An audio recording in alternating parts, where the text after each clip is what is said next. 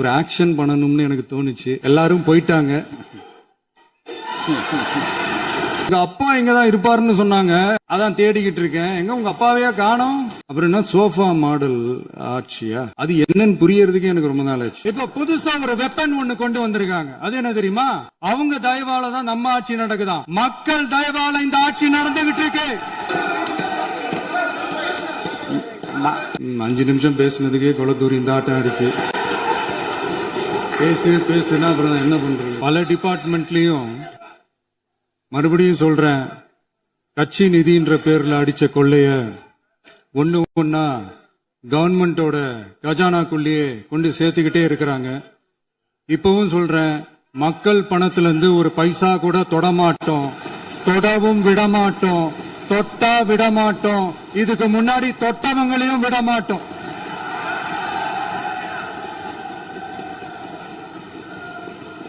ஒவ்வொரு ஊழலா வெளியில வரும் போலயே, ஒவ்வொரு வேஷமா கலைஞ்சிரும் போலயே இங்க இருக்கிற நிறைய பேரு நடுங்கி போய் இதுல நம்ம மேல அவதூறு வேற.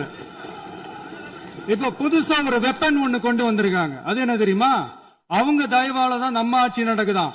மக்கள் தயவால இந்த ஆட்சி நடந்துகிட்டு இருக்கு. மனசாட்சி உள்ள சக்திகளோட ஆதரவால இந்த ஆட்சி நடந்துகிட்டு இருக்கு. நாங்க தான் அனுப்பி வச்சோம் அப்படின்றாங்களே. அனுப்பி வச்சவங்களுக்கு மினிஸ்ட்ரியில இடம் கொடுத்தா ஏன் கதறீங்க? ஏன் இவ்வளவு கோவம்?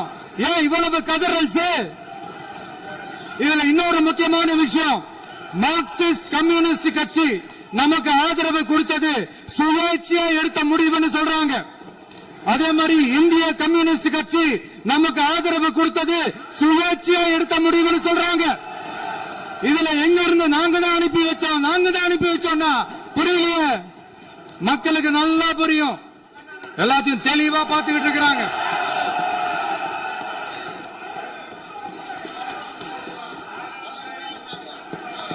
முதலமைச்சர் கண்டினியூ பண்ணலாம். மாண்பு முதலமைச்சர்.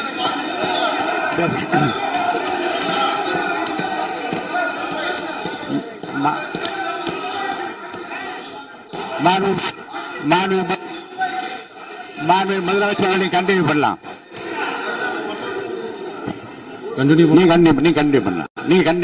இந்த சமூக நீதி அரசுன்னு சொல்றவங்களை பார்த்து கேட்கிறேன், நம்ம பட்டியலின சகோதரர்களுக்கு எத்தனை அமைச்சர் பதவி கொடுத்தீங்கன்னு கொஞ்சம் சொல்ல முடியுமா?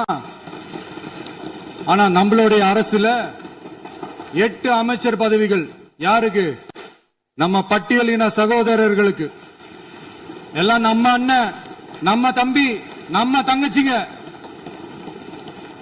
அண்ணல் அம்பேத்கர் அவர்களுடைய கிட்டத்தட்ட 100 ஆண்டு கால கனவு இப்ப நிறைவேறி இருக்கு. நான் ஏன் கொஞ்சம் சவுண்டா பேசுறேன் அப்படின்னா அவங்களுக்கு கேட்கணும்ன்றதுக்காக தப்பா எடுத்துக்காது. அதே மாதிரி பெண்களோட பாதுகாவலர் நாங்க தான் அப்படின்னு சொல்லிக்கிறவங்களை கேட்கிறேன், எத்தனை பெண்களுக்கு அமைச்சர் பதவியில இடம் கொடுத்தீங்க கொஞ்சம் சொல்ல முடியுமா? எங்க அரசுல 4 சகோதரிகளுக்கு அமைச்சர் பதவி கொடுத்திருக்கிறோம். அதனால மக்களால் நிராகரிக்கப்பட்டு மக்களால் அகற்றப்பட்டவங்களுக்கு ஒண்ணு சொல்லிக்கிறோம், தப்பே செய்ய மாட்டோம், ஊழலே செய்ய மாட்டோம், நேர்மையா தான் இருப்போம், நியாயமா தான் இருப்போம் அப்படின்னு சொல்றவங்களால மட்டும்தான் கூட்டணி ஆட்சி அமைக்க முன் வரும். மெஜாரிட்டி இருந்தாலும் தரமாட்டாங்க, மெஜாரிட்டி இல்லனாலும் தரமாட்டாங்க. கேட்டா ரெடிமேடா ஒரு பதில் ஒண்ணு வச்சிருப்பாங்க, கூட்டணி ஆட்சியை மக்கள் விரும்ப மாட்டாங்கன்னு. அதே மக்கள் தான் இப்ப அவங்கள பார்த்து சிரிக்கிறாங்க. நான் பதவி ஏத்த அன்னைக்கு கொஞ்சம் டைம் அவகாசம் கேட்டேன். எதுக்கு கேட்டேன்? நிதி நிலைமைலாம் கொஞ்சம் மோசமா இருக்குது, அதெல்லாம் கொஞ்சம் சரி செஞ்சுக்கிட்டே படிப்படியா கொஞ்சம் கொஞ்சமா நான் கொடுத்த வாக்குறுதிகள்லாம் செயல்படுத்துவேன், அதுக்காக கொஞ்சம் டைம் அவகாசம் கேட்டேன். நான் ஏதோ வேற எதுக்காகவோ வேற யாருக்காகவோ ஏதோ அவகாசம் கேட்ட மாதிரி. அடுத்து இங்க சபையில இல்லாதவங்களை பத்தி பேச வேண்டாம்னு நினைக்கிறேன்.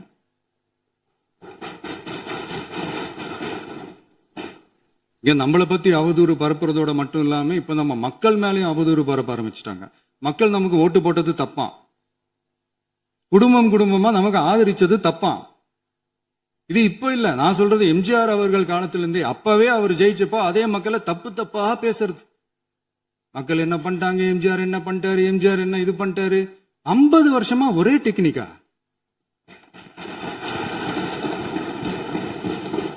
டெக்னாலஜி எல்லாம் மாறி வேற எங்கேயோ போயிட்டு இருக்கு பஸ்.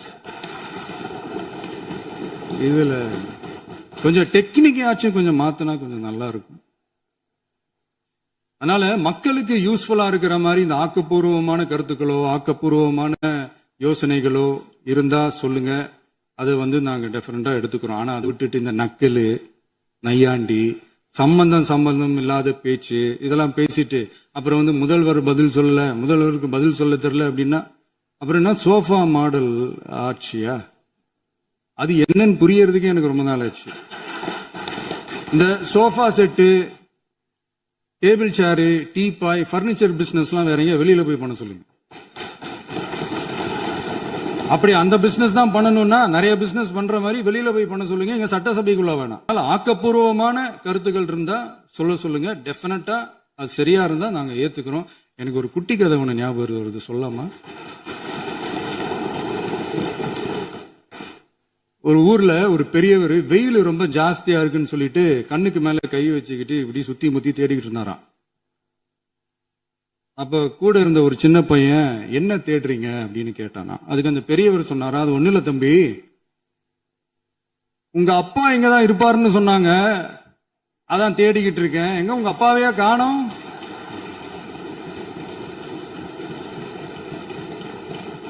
இல்ல அந்த எங்களுக்கும் நக்கலா நையாண்டியா சம்பந்தம் இல்லாத குட்டி கதை இதெல்லாம் எங்களுக்கும் பேச தெரியும். அந்த கதையில பெரியவர் அப்படி சொன்னாராம், தப்பா எடுத்துக்காதீங்க. அந்த கதையில பெரியவர் அப்படி கேட்டாராம். அதனால யாரும் இங்க டென்ஷன் ஆக வேணாம். அதனால இன்னொரு இந்த என்னுடைய உரையை முடிக்கிறதுக்கு முன்னாடி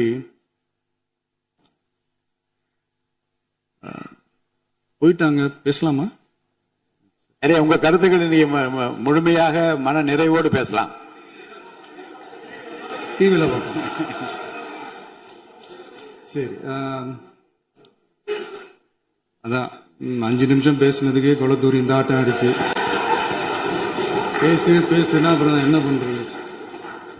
கடைசியா நான் இந்த உரையை முடிக்கிறதுக்கு முன்னாடி ஒரு முக்கியமான ஒரு விஷயம் பத்தி சொல்லணும்.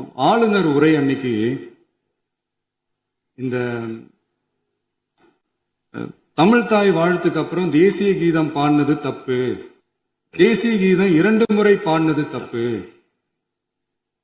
அப்படி ஒரு நிகழ்வு இதுக்கு முன்னாடி இந்த சட்டசபையில நடந்ததே கிடையாது, அந்த மரபே மாத்திட்டீங்க, இப்படி ஒரு பெரிய ஒரு போர் மாதிரி எதிர்கட்சியை சார்ந்தவங்க எல்லாம் சொன்னாங்க இல்லையா?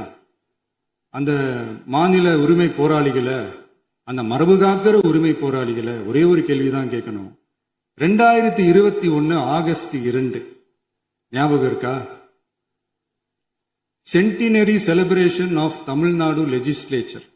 அந்த ஃபங்க்ஷன்ல நம்ம முன்னாள் முதலமைச்சர் கருணாநிதி அவர்களோட சாரி கலைஞர் அவர்களுடைய கலைஞர் அவர்களுடைய புகைப்படத்தை மாண்புமிகு குடியரசுத் தலைவர் திறந்து வைக்கிற ஒரு ஃபங்க்ஷன். அந்த ஃபங்க்ஷன்ல national anthem followed by Tamil Thai Vazhthu அப்படின்னு அறிவிச்சது ஞாபகம் இருக்கா? அதாவது தேசிய கீதத்துக்கு அப்புறமா 2வது முறையா, நோட் திஸ் பாயிண்ட் மாண்புமிகு பேரவைத் தலைவர் அவர்களே, பிளீஸ் நோட் திஸ் பாயிண்ட். தேசிய கீதத்துக்கு அப்புறம் 2வது முறையாக தமிழ் தாய் வாழ்த்து பாடப்படும் அப்படின்னு சொன்னது ஞாபகம் இருக்கா? அதுவும் முத்தமிழ் அறிஞர் அப்படின்னு சொல்ற நம்ம கலைஞர் அவர்களுடைய அந்த புகைப்படம் வெளியிட்டு விழாவில் அவர் இருந்த இதே சபையில தமிழ 2வது இடத்துக்கு தள்ளினது யாருன்னு ஞாபகம் இருக்கா? அது மட்டும் இல்ல, அந்த தேசிய கீதத்தை நாட்டுப்பண் நேஷனல் ஆந்தம்னு சொல்லி அதே ஃபங்க்ஷன்ல கடைசியா ஃபங்க்ஷன் முடியும் போது செகண்ட் டைம் தேசிய கீதம் பாடினதும் ஞாபகம் இருக்கா? இதே அவையில் தான் அது அவை குறிப்பிலும் இருக்கிறது. இதே அவையில் தான் நடைபெற்றது. இந்த bookல- தக்க நேரத்தில் இந்த ஆதாரங்களை அளித்த மாண்பு முதல்வர்களுக்கு நன்றியை தெரிவித்துக் கொள்கிறேன்.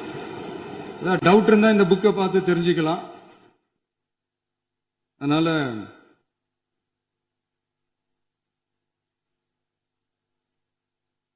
இதெல்லாம் கேட்டா என்ன சொல்லுவாங்கன்னா, அது ஜனாதிபதி கலந்துகிட்ட ஃபங்க்ஷன், அதெல்லாம் அப்படிதான், அதெல்லாம் கண்டுக்க கூடாது அப்படின்னு சொல்லுவாங்க. இதே மாதிரிதான் பேசுறது ஒண்ணு, செய்யறது ஒண்ணு, செய்யறது ஒண்ணு, பேசுறது ஒண்ணு. இதெல்லாம் மக்கள் பார்த்துக்கிட்டு இருக்காங்க. எலெக்ஷனுக்கு முன்னாடி தான் அப்படி செஞ்சுக்கிட்டு இருந்தாங்க. இப்ப எலெக்ஷனுக்கு அப்புறம் அதே தான் செய்யறாங்க. இந்த விஜயையும் சாமானியர்களின் உண்மையான சமூக நீதி அரசையும் அவமானப்படுத்துறதுக்கு தான் அவங்களோட அந்த பொலிட்டிக்கல் சீனியாரிட்டி அது பயன்படுத்துது போல. சரி, செய்யட்டும் செய்யட்டும், நல்லா செய்யட்டும். இப்போ ஆனாலும் நம்மளுடைய மாநில உரிமை, மொழி உரிமை, உத்தம உத்தரர் போல வேஷம் போடுற எதிர்கட்சிக்கு ஒன்றை மட்டும் ஆணித்தரமாக சொல்றோம். உங்களை மாதிரி தமிழ்னு சொல்லிக்கிட்டு, மொழி, பண்பாடு, கலாச்சாரம்னு சொல்லிக்கிட்டு ரெட்டை வேஷம் போடுறவங்க நாங்க கிடையாது. உலகெங்கும் வாழும் என் தமிழ் சொந்தங்களுக்கு நம்முடைய உத்தரவாதம் தமிழ் தான் எங்க உயிர் நாடி அப்படின்றத மறக்க மாட்டோம். இப்பவும் சொல்றோம், மாநில உரிமையில எப்பவும் உறுதியா இருப்போம். அதே சமயத்துல அரசியல் வேற, ஒன்றிய மாநில அரசுகளுக்கு இடையே இருக்கிற நிர்வாக அணுகுமுறை வேற. இதுல நாங்க ரொம்ப தெளிவா இருக்கிறோம். அதனால எங்களுக்கு பாடம் எடுக்கிறதா நினைச்சுக்கிட்டு உங்க வேஷத்தை நீங்களே கொஞ்சம் கொஞ்சமா கலைச்சுக்கிட்டே வர்றீங்க, மறந்துடாதீங்க. அப்புறம் நேத்து எதிர்கட்சி தலைவர், மாண்புமிகு எதிர்கட்சி தலைவர் பேசும்போது நிறைய பேசினாங்க. அதுல ஒண்ணு மட்டும் அரசு சொல்றதா நினைச்சுக்கிட்டு நம்மளை இன்டைரக்டா ஈவில் அப்படின்ற அந்த வார்த்தையை யூஸ் பண்ணாங்க. எனக்கு ஒன்னே ஒண்ணுதான் சொல்லணும்னு தோணுது. ஈவில்ஸ்னு டெவில்ஸ் பேசக்கூடாது.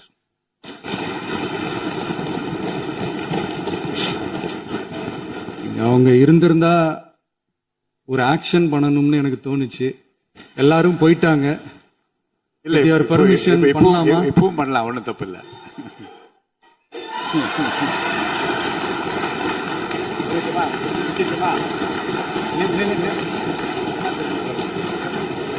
யார் சொல்றாங்க? எழுந்து சொல்லணும், உட்காந்து சொல்லட்டுமா?